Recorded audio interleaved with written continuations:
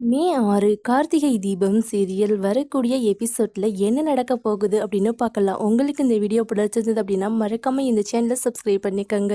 Hospital checkup போகணும் அப்படின்னாவே எதுக்காக ஐஸ்வர்யாக்கா ஒவ்வொரு நாளுமே பதட்டமாகவே இருக்கிறாங்க. இவங்க உண்மையாலுமே கர்ப்பமாக இருக்கிறாங்களா இல்லை பொய் சொல்லிக்கிட்டு இருக்கிறாங்களா? எனக்கு இவங்க மேலே சந்தேகம் வருதே. செக்கப்புக்கு போகணுமுன்னா எல்லாருமே கேஷுவலாக நம்ம குழந்தைக்கு என்ன ஆச்சுன்னு தெரியலையே, நம்ம போய் செக் பண்ணிட்டு வரலாம் அப்படின்னு பதட்டத்தில் ஹாஸ்பிட்டலுக்கு தான் கிளம்பி போவாங்க. ஆனால் இவங்க செக்கப்புக்கு போகணும் அப்படின்னாவே பதறிக்கிட்டு தான் இருக்கிறாங்க.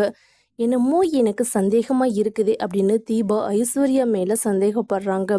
தீபா குறுகுறுன்னு தன்னை பார்க்கறத ஐஸ்வர்யா கவனிக்கிறாங்க. ஐயையோ, இவ வேற என்ன நம்மளை இப்படி பார்க்குறா? அந்த ரியாவுக்கு மாதிரி நமக்கு ஏதாவது பரிகாரம் பண்ண சொல்லி செக்கப் வச்சா நம்ம மாட்டிக்குவோமே. அதுக்குள்ளேயே இந்த குழந்தை கலைஞ்சு போச்சுன்னு ஏதாவது ஒரு பில்டப் பண்ணி இந்த குடும்பத்தில் இருக்கிற எல்லாரையுமே நம்ப வைக்கணும். அவங்க மட்டும் கண்டுபிடிச்சாங்கன்னா நம்மளை இந்த குடும்பத்தை விட்டு கழுத்தை பிடிச்சி வெளியே தள்ளிடுவாங்க. ஏற்கனவே நம்ம அம்மா வேற ஜெயிலில் இருக்குது. நம்ம இந்த நிலைமைக்கு ஆளானோம் அவ்வளோதான், போய் சோத்துக்கு கூட வழி இல்லாமல் நடுத்தெருவில் நிற்க வேண்டியது தான் அப்படின்னு ஐஸ்வர்யா யோசிக்கிறாங்க.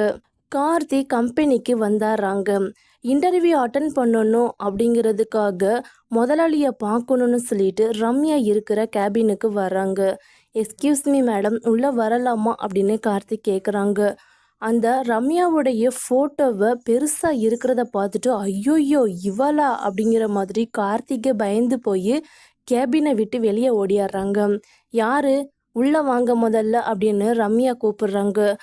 ரம்யாவை பார்த்த உடனே கார்த்திக்கு ஷாக்காகின மாதிரியே ரம்யாவும் கார்த்திகை பார்த்துட்டு பயங்கர ஷாக்காகி போய் உக்காந்துருந்தவங்க எந்திரிச்சே நிற்கிறாங்க. நீயா? உன்னைய இதுக்கப்புறமா என் லைஃப்பில் பார்க்கவே கூடாதுன்னு நான் நினச்சேன். அதையும் மீறி பார்த்தா உன் லைஃப் லாங் மறக்க முடியாத அளவுக்கு உனக்கு தண்டனை கொடுக்கணும்னு நான் நினச்சிக்கிட்டு இருந்தேன். அதனால தான் கடவுளே உன்னைய என் கம்பெனிக்கு அனுப்பி வச்சிருக்கிறாரு அப்படின்னு சொல்கிறாங்க. சாரி மேடம், நீங்கன்னு தெரியாமல் நான் இங்கே ரொம்ப தப்பாக நடந்துக்கிட்டேன். தயவு செஞ்சு என்னைய மன்னிச்சிருங்க அப்படின்னு சொல்கிறாங்க. எல்லாரும் முன்னாடியுமே என்னை அசிங்கப்படுத்தி நடுத்தெருவில் தண்ணி குடம் தூக்க வச்சுட்டு இங்கே வந்து ரகசியமாக 4 சவத்துக்குள்ளே என்னைக்கிட்ட மன்னிப்பு கேட்டால் உன் மன்னிப்பு யாருக்கு வேணும்? இன்னைக்கு நீ என்னைக்கிட்ட என்ன ஆகுறன்னு மட்டும் பாரு. இந்த கம்பெனிக்குள்ளே இன்னைக்கு தானே வந்திருக்கிற. உன்னைய நான் இவ்வளோ சீக்கிரத்தில் இந்த கம்பெனியை விட்டு வெளியே அனுப்ப மாட்டேன். உன்னைய நான் என்ன பாடு படுத்துறேன்னு மட்டும் பாரு அப்படின்னு சொல்லிடுறாங்க. கார்த்திக் அது எதையுமே கண்டுக்காம, சரிங்க மேடம், எனக்கு இந்த கம்பெனியில் வேலை கொடுப்பீங்களா கொடுக்க மாட்டீங்களா அப்படின்னு ஸ்ட்ரைட் ஃபார்வேர்டாக கேட்குறாங்க. ஓ, எனக்கிட்ட அசிங்கப்படுறதுக்கு நீ இவ்வளோ ஆர்வமாக இருக்கிறியா?